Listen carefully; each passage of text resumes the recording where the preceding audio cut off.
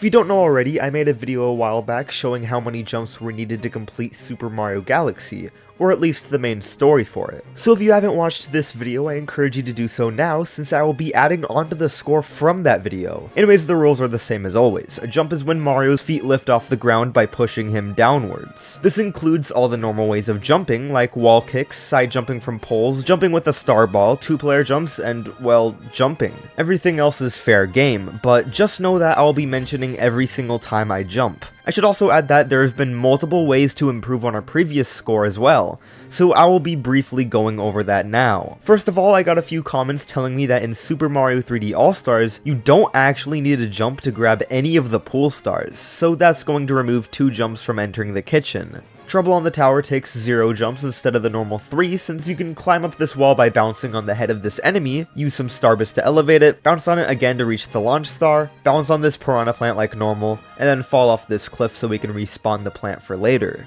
You can defeat the boss pretty easily, and then repeat part of the route to obtain the star. Rolling Green Galaxy usually requires 2 jumps, but we can actually use the slight curvature Starbits gain when being launched to force a Goomba off a platform ahead of us. I'm not sure if I ever mentioned this before, but Starbits work as a spin on some certain enemies and objects like Goombas and Star Bunnies. We can smack the Goomba towards us, bounce on the sign, which you can do by the way by holding the A button, and then bounce on the Goomba to reach the rest of the level. We could remove 1 jump from both Poolstar Path and Poolstar Path's Prankster Comet by giving ourselves Poolstar momentum and then going AFK for a little while. For Kamella's airship attack, we can actually go to the underside of this mushroom to reach the rest of the level. This takes away 1 jump from Tarantox's Tangled Web also. The star you can obtain from Kamella can be grabbed by spinning off these poles that I unfortunately had trouble getting on top of for the longest time. For the Fiery Stronghold, you could actually somehow climb up these first few stairs,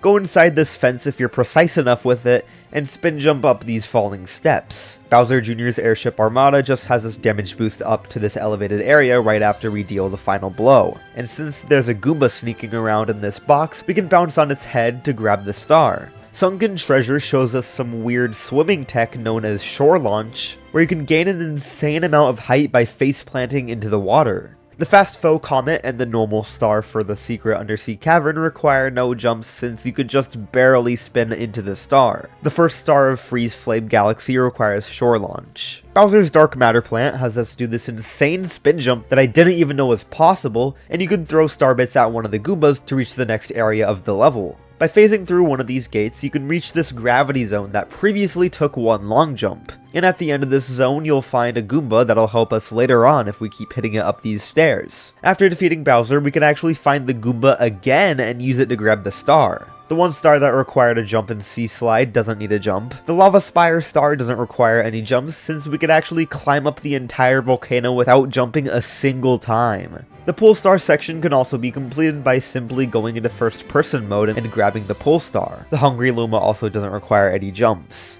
Mario Meets Mario requires 0 jumps because the first shard can be claimed by damage boosting, and you could just barely reach the star by spinning off the edge. The Yoshi star also costs 0 jumps because you can slide off the eye to grab the star. Now for the final star improvement, we have the Fate of the Universe, which actually doesn't require a jump to climb up these stairs. After all these improvements, I think you can see by now that the original score of 55 can be lowered down by more than half. Anyways, now that we're at the brilliant number of 18, let's see how these last 60 stars will treat us.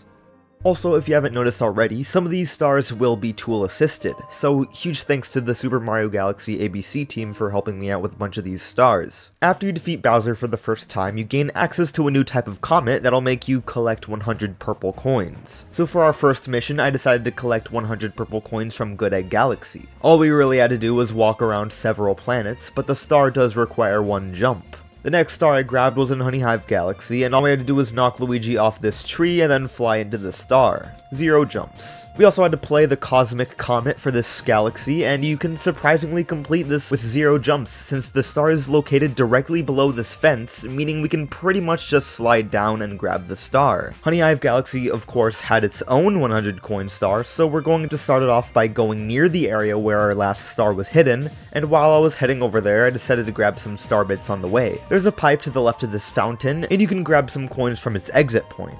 These were definitely a pain to collect though. There's another pipe in this area we can enter by sliding on this rock, and this will take us to a higher point in the galaxy where we'll be able to shoot star bits at this flip bug to let it fall down to this specific part of the map where we'll be able to chase it around to reach this section with a large wall. We could also grab one of the coins on the way over there by raising this lily pad and then using backwards momentum.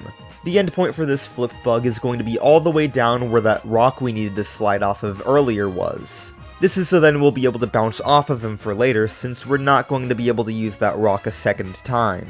The last coin can be collected by sliding off this edge, and the star just requires a spin to grab. 0 jumps. Now that we're done with the terrace, we can move on to the fountain, and the first stars I tried to obtain were from Battle Rock Galaxy. The first part of the first mission can be completed by spinning off the edge of these saucers, and the pool stars they spawn can be grabbed without any problems, of course. Our next issue shows itself once we reach this saucer that contains a Goomba. We want this Goomba to reach the other side of the saucer, but it seems to be stuck to the bottom side. Well, what if I told you we can get this Goomba to the other side by simply losing a life to it and having it respawn on the side of the saucer? You'd probably believe me since I just showed it in the video. Anyways, we can jump on its head and then gain enough momentum to land on the next saucer that has a screw. The next section is pretty much automated, but once that automation ends, we can reach the saucer by shocking ourselves, since it lets us use our spin once again, and then we can use this bullet bill to hit the cage to grab the star with 0 jumps. The Luigi star is pretty much the same strategy, but this time we have to use this Goomba to reach the star after bouncing on Luigi's head. For breaking into the Battle Rock, we can head over to this saucer to grab and bounce on this Bob-omb. We can explode the cage containing the launch star after that and reach this area with some pool stars. This section is obviously doable, and the section right after requires us to shock ourselves to this pipe. The rest of this level was pretty self-explanatory, and we were able to grab the star with 0 jumps. Battle Rock's garbage dump also doesn't require any jumping, since it's pretty much just a short challenge where you throw some bombs and then spin to grab the star. Top Maniac and the Top Man tribe unfortunately has us jump at the very beginning,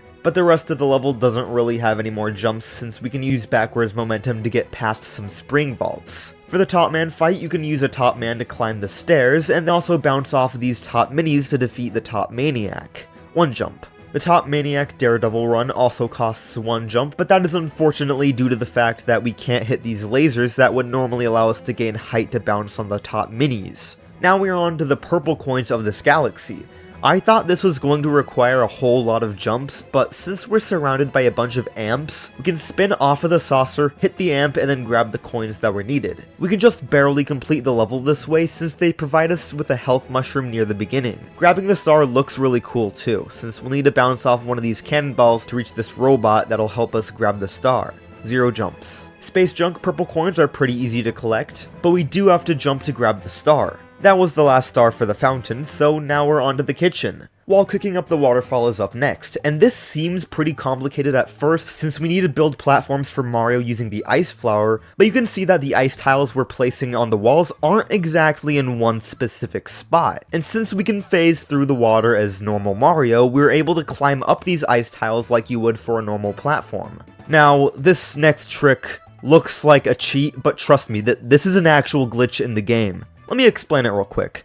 Some areas of the game have a specific camera angle that will allow you to perform something called a mega side flip. This trick isn't too difficult to perform either. All we need to do is perform a side flip, but the second you jump, you're going to want to point your movement stick towards the direction perpendicular to the direction Mario is facing. So if you're jumping towards or away from the camera, you'd point the stick to the left or to the right. And if you're facing sideways, you'd point the stick forwards or backwards. But in our current case, we do not have the camera requirements for this trick. Not yet. There just so happens to be a piranha plant nearby that has an ice flower, and once we defeat it, we can use the ice flower to actually create the required angle to be able to perform a mega side flip. This does, however, cost us a jump, but it would have been at least 2 normally. The next area just has us use this Goomba to reach this Sling Star, and the final section lets the Cataquack do all the work. 1 jump. The purple coins for this galaxy aren't actually very difficult to collect without jumping. Some of the coins do require us to use shore launching, but we already know how that goes down. Next up was Ghostly Galaxy's purple coins, and these weren't very difficult either since the whole level is filled with pool stars. Don't get me wrong though, this was a difficult star, but there just weren't any changes from the original route. Matter Splatter Mansion was up next, And let me tell you something about this star. I had so much trouble trying to do this, but if you look at how the tool-assisted run plays out this star, you'd think it's a pretty easy star to collect. Anyways, this star doesn't need any jumps, but it does require me to be thankful for the TASers optimizing things like this. Our next star is contained in Buoy Base, and the first thing we have to do is shore launch by using one of these yellow floaties. This shore launch gains an absurd amount of height though, so we're going to have to climb down the base to collect some of these pool star shards. These aren't too difficult to grab, but we do have to climb up the base carefully since we do have moving platforms trying to stop us from climbing. After collecting the shards, we can go over to this planet that looks like a Pokeball and open it up by getting shocked. 0 jumps. And with that, the kitchen has been completed, so now it's time to head over to the bedroom. Our first star for this area was going to be Hot and Cold Collide. This wasn't actually difficult though, so 0 jumps. The Cosmic Comet for this galaxy was also pretty easy since it's just the last section of the previous star. The Freeze Flame Galaxy purple coins, on the other hand, weren't so easy. The first thing we had to do was spin up this hill, and then use a nearby Fire Flower to start climbing this mountain. Fire Flowers actually have a spin move different from the normal spin, and you could actually use it 3 times before you start losing height from it. Climbing the next part of this mountain was pretty easy, even with the short timer we get with having the Fire Flower, but the final area for this mountain does look troubling. But wait a second, do you see that angle too? The perfect angle for mega side flipping? Well, if you didn't, you definitely do now. The next coins we start to grab are right below this mountain, so now it's time that we jump off this thing and start our descent down the mountain. We can collect the remaining coins as we go further down, and the star requires a squishy toad head to grab. 1 jump. Conquering the summit has us climb the mountain again, but this time we can actually bounce on this bat's head to reach the top of the area we used to mega side flip for. Not sure why this bat doesn't exist for the purple coin star, but at least it's here now. Gusty Garden was our next stop, and for our first star we'll need to use these floaty fluffs to progress. The first one requires a Goomba bounce to reach, and the other ones just require a simple spin. To reach the final section of this level, we can use the short bit of horizontal momentum we get from being crushed by this piranha plant to defeat it and unlock the launch star. Catching the bunny at the end of the level was pretty simple also, and the star had the same difficulty as catching the bunny. 0 jumps. The Dirty Tricks of Major Burrows was next, and I'm not even going to say anything about this trick to get on the floaty fluffs because it just takes raw skill. The area after this requires us to defeat a couple of moles moving around in the ground, and if you duck down next to their dirt piles, you can actually gain a small bit of height that you can use to defeat each of the moles. The final area before the boss fight has us ground pound some of these wooden pegs, and we can bounce on the nearby wigglers to move on to the boss battle. The last peg we have to ground pound does require us to damage boost though. The Major Burrows boss fight doesn't show much of a challenge, but we do have to be quick about dealing damage after we gain height from spinning off this tree. The star is also pretty simple to grab. The Daredevil run for Major Burrows is also doable with 0 jumps since it only contains the Major Burrows fight, which of course doesn't take any jumps. Gusty Garden's Gravity Scramble was next on our list, and we unfortunately have to jump at the very beginning to grab onto these fluffs. After that, we'll need to bring this flip bug across the level with us, and the first big jump for him can be completed with the help of some star bits. All we really have to do for this next section is keep bouncing and moving this flip bug. It's a very precise section, but it is possible. The final section of this level just requires some spins around blocks, and towards the star area we could actually bounce on some of the cannonballs flying our way. 1 jump. The Golden Chomp Star is pretty easy. All we really had to do was grab this Super Star, break this Chain Chomp, and then run fast enough to gain height from the curvature of this planet. 1 jump. The Purple Coin Star for this galaxy was intimidating at first, but as long as we can gain height from this Goomba, we should be able to stay on the top layer to gather the rest of the coins. 0 jumps. I should also add that there were a lot more than just 100 coins in this stage. Dusty Dune is up next for our final galaxy in the bedroom, and the first star that this galaxy has is called Soaring on the Desert Winds. The first section is pretty easy, but after you enter this pipe, it gets pretty difficult. Since this area is a 2D section, we are unable to use certain things that only 3D mode has, such as being able to walk off the right side of a cliff to spin upwards to enter a higher area from the right side. To fix this issue, we're going to have to collect some star bits, and since there's a very limited amount of these, we're going to have to die a bunch of times to build up the amount needed. After we have a good amount of bits, we can open up this Goomba pit and start shooting star bits at it so we can use its bouncy head to climb up this thwomp. We do unfortunately have to jump between these wheels to progress any further though, so that's one jump out of the way. Thankfully, the rest of the 2D section is pretty easy. After we're back in the 3D world, we can find ourselves at an area with a huge tower. We can start our climb up by using this tornado, and once we make it to the second tornado, we can head over to the side of the tower since it has some sling stars waiting for us. These sling stars take us to this magical wall that has some weird properties that I've never seen before. For some reason, you're able to continuously spin to gain height off of this wall in particular. I'm not sure why, but this works for whatever reason. We do have to jump to get on this wall though. After we climb up that wall, we'll have to use one last jump to get to the top of this glass frame. The rest of the level can be completed by spin jumping off some blocks. 3 jumps. Blasting through the sand for our second star doesn't really have anything to explain for the first section, especially since the pool star collection area is really easy. The next area is kind of precise, since we're going to need to land on this arrow after we use one of the pool stars. We can spin our way over to these moving platforms after waiting a short while, and walking along these blocks can bring us to our final area. This area isn't too difficult, but we do have to climb up this small block tower, which was pretty weird to climb. After pressing the button on the top of the tower, we get a timer for a short while that'll lift up the other side of this planet that now contains a smaller tower. We can climb up this new tower to grab the star. 0 jumps. There also just happens to be a speedrun comment for this star, and the timer set for 4 minutes and 30 seconds, which is just above the amount of time the task run of the previous star would have taken. So that's an easy 0 jumps. There's a green star that you can get in this galaxy, and it didn't really require any skill up until the end where we had to walk up to this wall and move from the roof to the floor. The star costed 0 jumps as long as you left this crystal next to the spawn area. Sun-Baked Sandcastle shows us some pretty standard stuff to begin with. We firstly have to ground pound some buttons and then grab some launch star shards. After that, we'll need to bounce on some watermelons to reach the final area of the level. But this final section does seem to be trouble, since it just so happens to be in 2D.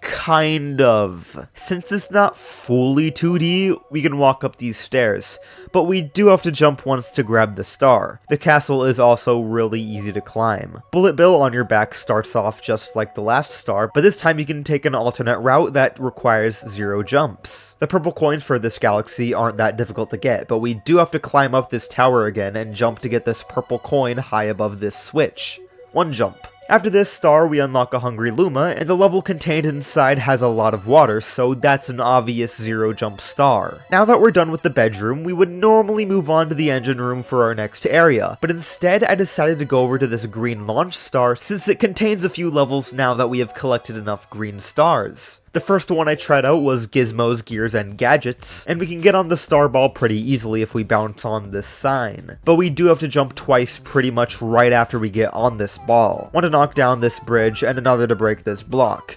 The next section has some bob-ombs and steps, but we aren't going to be using the steps since we can lure these bob-ombs over to the edge of this gear to launch Mario to the final area.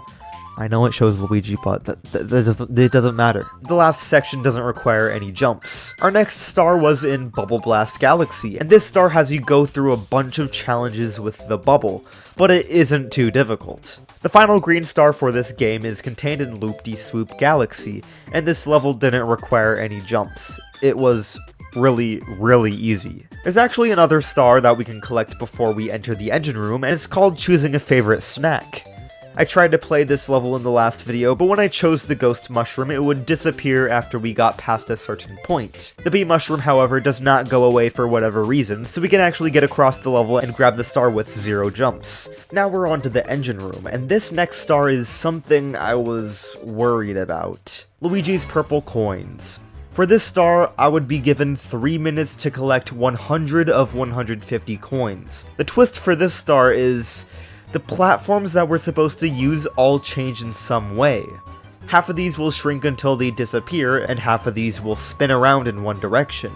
I should also say that I've gone through a few routes that will bring me to the 100 coin mark, but only one of them actually requires 0 jumps. This is due to the fact that for whatever reason, if you stand on the very edge of one of these shrinking platforms, it won't do anything. So this means that Luigi's purple coins are actually possible with 0 jumps. Okay, I'm good. I'm good at this game. I'm good at this game. Yes! Yes! Yes! Yes! Yes! Yes! Next on our list was Gold Leaf Galaxy's Purple Coin Challenge. For this one, we get 3 minutes and 30 seconds, and it immediately starts off with us needing to make some spins up these stairs. After grabbing these 4 coins, we'll have to use our first jump, and then go right back to climbing up the stairs. The next section has us walk along these wood planks, and we can get all the coins here without any trouble. The next part, however, is where it starts to get difficult. After grabbing these, we'll need to spin to get on this higher area, and then do the same thing using this bee's squishy head. We'll use his head again to barely reach this sling star. We can reach the final area of this star with 27 seconds left on the clock, and grab the rest of the coins with 6 seconds left to spare. This star only requires 1 jump, but it also requires literally all the time we had on the clock. After this star, we have to grab the Cosmic Mario Star, and it pretty much has the same route as the Purple Coin Star, but this star is much closer. 0 jumps. Sea Slide Galaxy's purple coins are pretty easy to grab, but they do actually take a long time to collect since we have to walk around the entire galaxy very slowly and carefully. 0 jumps. With the engine room being completed, we are now able to visit the final dome of this game, the Garden. Our first galaxy for the Garden was Deep Dark Galaxy, and for our first star we had to climb up this ship and fight Camilla for a second time. Her battle isn't very difficult, but we do have to manipulate the angles of where these Koopa shells bounce off the walls to reach the top of the ship. 1 jump was needed because you can grab the star by damage boosting. There also happens to be a Daredevil run for this star that would obviously require 1 extra jump just because of the damage boosting. Bubble Blastoff was our next star, and it starts off with us smacking this mole a couple of times with these watermelons so we can use the cannon he's hiding. This cannon is used to get over to this area with a bunch of enemies usually, but we're going to be using it to snipe this bubble mid-air and reach the next part of the level, which requires some damage boosting. The final part for this level also requires some damage boosting so we can gain enough height to ground pound these watermelons. 1 jump. Guppy and the Underground Lake was next, and yeah, it's a water star. Boo in a Box was also possible without any jumps as long as you're precise enough to land on this gravity switcher. Deep Dark's purple coins were interesting. You can get a lot of these for free, but for whatever reason, there's like 5 of these that are in really weird areas. You can get some of the hard to reach coins with shore launching, but yeah, that's gonna be 3 jumps in total. Melty Molten Galaxy is next, and for Through the Meteor Storm, we'll need to go around this 2D planet with thwomps. The first part is pretty easy, but the second part is just barely possible to complete. The thwomp to the left of us can also help us reach the next part of the level by forcefully pushing us into the ground.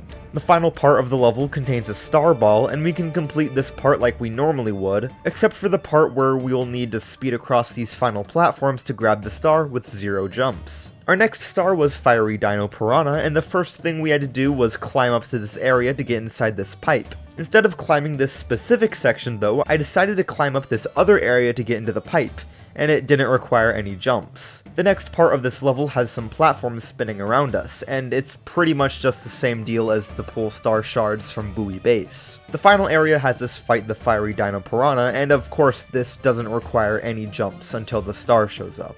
Lava Spire Daredevil Run. Let's get this out of the way. You can climb up the volcano and reach the spire without any trouble, but since we can't damage boost to get to the cutscene zone, we'll have to do some precise spins to reach it. Now, here's the hard part. We'll need to do some more precise spins to reach the button to get to the next part of the level, but we still have no way to actually get up the spire without jumping. However, this crystal right here might just have a solution to our problem. Introducing Crystal Floating. For whatever reason, if you land on a crystal in a certain way, you'll start to magically float upwards. I don't know why this happens, but we can float up a part of the spire by using this trick. The rest of the star just requires precise spins, 0 jumps. Red Hot Purple Coins for our final star in this galaxy isn't the worst star to grab, but it does take a few jumps and damage boosts to grab the coins. 2 jumps were needed. Dreadnought Galaxy. This first star actually has a strategy that allows us to completely skip most of this level by simply bouncing on these Goombas to reach an area that we're definitely not supposed to be. We can jump out of this area to eventually reach a launch star, and it brings us to the end of the level, which is very, very easy. 5 jumps. Dreadnought's Colossal Cannons is up next, and we actually were able to get through everything without jumping. it wasn't even that difficult either. The purple coin star was also pretty okay since it was just our previous star with some collectibles. Revenge of the Top Man Tribe was our next star, and for this one we needed to jump one time to use this launch star. The Top Man fight can be completed just like last time. One jump for this, and then another jump for the speedrun comment of this star. For the final star of Dreadnought Galaxy, we have Dreadnought's Garbage Dump. This was pretty much the same exact star as the one from Battle Rock, so this is an easy 0 jump star. Now for the 120th star of this run, we have Matter Splatter Galaxy. Just to get it out of the way, we have to jump 2 times to get up to this area, and then 1 more jump to reach the next section that has a spring mushroom. This area doesn't actually need any jumps, and the final section was pretty easy, making this star require 3 jumps. Now that we're at 120 stars, it might seem like we've just 100%ed the game, but no. We're only halfway done with this game. After defeating Bowser for a second time, we can unlock Luigi, which has a separate option on our save file. Luigi has a slightly different skill set from Mario, and we can actually do a few things that Mario cannot. I'm not going to go into the specifics on how much Luigi can improve the counter, but his jump counter for the 120 stars adds up to 43.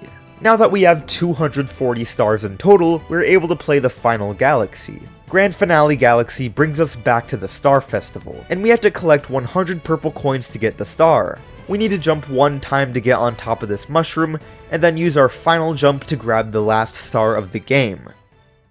105 jumps. 105 jumps were required to 100% complete Super Mario Galaxy. This challenge had to be one of my favorites to do, and honestly, I never thought the amount of jumps would be as low as it is, especially considering we had to replay all 120 stars as Luigi. Anyways, huge thanks to everyone who helped with the tool-assisted runs of this game, and also thank you guys for watching. This video took forever to make, so leaving a like would just be brilliant. Also, if you happen to notice something I could have done better in this video, or if you just want to say something, feel free to leave a comment down below. I will most definitely see it. Anyways, yeah, that's all I got. Okay, so literally right after I was done editing, I realized that in Dreadnought Galaxy, I might not need to actually jump to do a trick. So I went back to Dreadnought, and I did it. I just walked off the edge, went through the wall, and I made it into the zone. So 103 jumps. Boom.